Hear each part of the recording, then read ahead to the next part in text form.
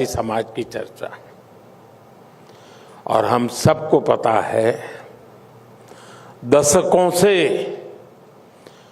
माओवादी आतंक वहां अपने डेरा तंबू गाड़ करके बैठा हुआ था, जहां 21वीं सदी में भी इन आतंकियों ने एक भी सुविधा पहुंचने नहीं दी। सरकारी एक व्हीकल नहीं गुजर सकता था वहां, गोलियों से भून दिया जाता था। अनेक सरकारें आई गई, कई पीढ़ियां आई गई। लगता था कि हिंसा का ये दुर्भाग्य ऐसे ही रहेगा। आप कल्पना कर सकते हैं 2004 से 2014 के बीच, मैं वो 10 साल का हिसाब बताता हूं, 2004 से 2014 के बीच माओवादी आतंक के कारण 17,000 से भी अधिक हिंसक घटनाएं हुई थी। 17,000। और करीब करीब 7,000 से ज्यादा जानें गई थी। साथियों, आज आपके लिए वन लाइन न्यूज होगा या टीवी पे आधे घंटे डिबेट होगी कि माओवादी आतंकवाद खत्म हो गया। चीजें ऐसे नहीं होती हैं, उसके लिए खपना पड़ता है।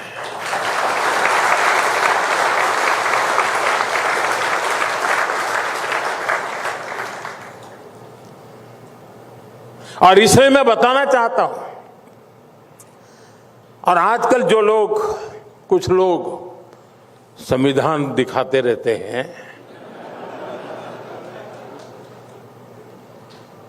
लेकिन जब ये लोग सरकार में थे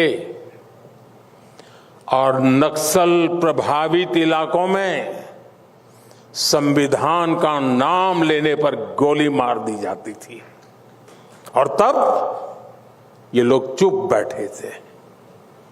तब उनके हाथों में संविधान नहीं दिखता था, कांप रहे थे उनके हाथ। उस दर्दनाक स्थिति से कांग्रेस को कोई खास फर्क नहीं पड़ता था। साथियों, 2014 के बाद हालात को बदलने के लिए हम राष्ट्र प्रथम के भाव से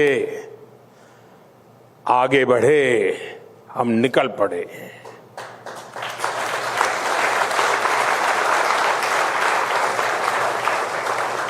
बोलते नहीं थे, बताते भी नहीं थे, करते जरूर थे। हमने संकल्प लिया कि नक्सलवाद, माओवाद को जड़ से उखाड़ फेंकेंगे, और आज पूरा देश नतीजा देख रहा है। आज देश में माओवादी आतंक अपनी अंतिम सांसें गिन रहा है। और साथियों, कई बार अंतिम परिणाम इतना बड़ा और व्यापक होता है कि उसके पीछे की मेहनत पर ध्यान नहीं जाता। रिपब्लिक टीवी के दर्शकों को मैं खास तौर पर इसके बारे में बताना चाहता हूं। साथियों, जिन नक्सल प्रभावित इलाकों में दिन में जान से भी यानी सामान्य मानवी डरा रहता था, उसको लगता था कहीं अपहरण हो जाएगा, तो कभी वसूली का डर रहता था, कभी साथ में जो कुछ भी है वो लूट लेने का डर रहता था। और जहां पर विकास की बात बोल तक नहीं सकते थे, आप लेकर के जा नहीं सकते थे, सब नामुमकिन था। ऐसे क्षेत्रों में हम विकास का संकल्प लेकर आगे बढ़े। वहां बीते 12 वर्षों में हमारी सरकार ने 12,000 किलोमीटर से अधिक की सड़कें बनाई।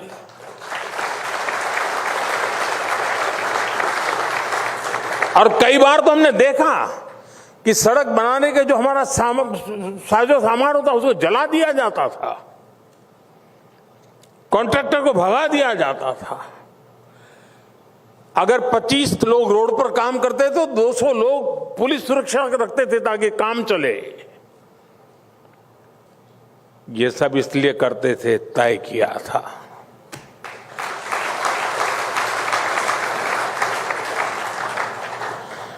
साथियों, 9,500 से अधिक मोबाइल टावर बनाए। एक टावर नहीं लगने, और लगा हुआ टायर तोड़ देते थे, क्योंकि उनको हमेशा वहां आक्रोश पैदा करना था। करीब 45,000 गांवों में मोबाइल कनेक्टिविटी पहुंचाई। नक्सल प्रभावित जिलों में 1800 अधिक बैंक ब्रांच खोली गई। करीब 75,000 बैंकिंग कॉरेस्पोंडेंट और 6,000 से अधिक नए पोस्ट ऑफिस बनाए। सिर्फ बम बंदूक और गोली के सहारे काम नहीं किया है साथियों, हमने दिलों को जीतने के लिए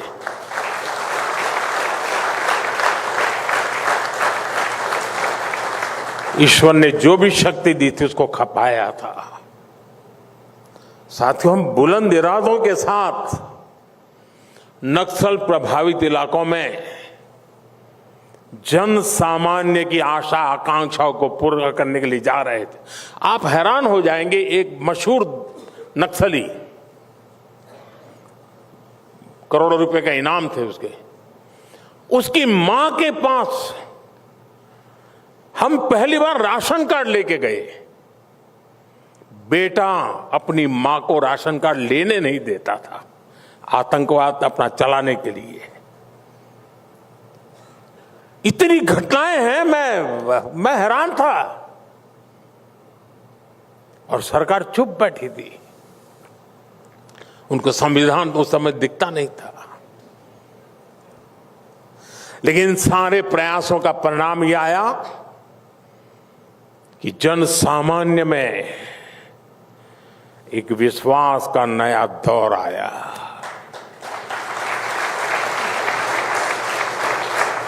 आज आप देखिए, बस्तर जैसे इलाकों में बम बंदूक नहीं, बस्तर ओलंपिक्स की धूम है। और अब तक इस ओलंपिक के 2 एडिशन हो चुके हैं। पहली बार 1.5 लाख से अधिक युवाओं ने, और दूसरी बार करीब 4 लाख युवाओं ने बस्तर ओलंपिक्स में हिस्सा लिया। यानी जहां कभी टेरर था, वहां टैलेंट को अवसर मिल रहा है, वहां स्पोर्ट्स फल फूल रहा है। साथियों,